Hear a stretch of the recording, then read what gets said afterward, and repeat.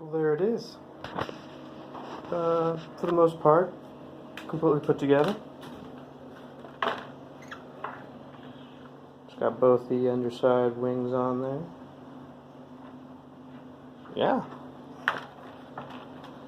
It's pretty good.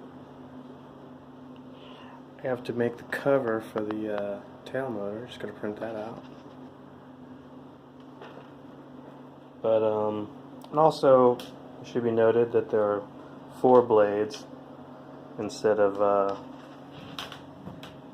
3 blades. But you know, that's neither here nor there. I can change them to be any number of blades actually. So, but there.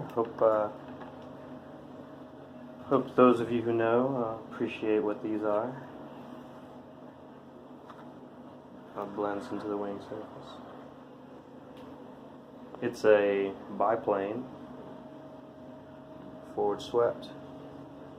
Anyway, there you go. It's got adjustable slats there. Flaps.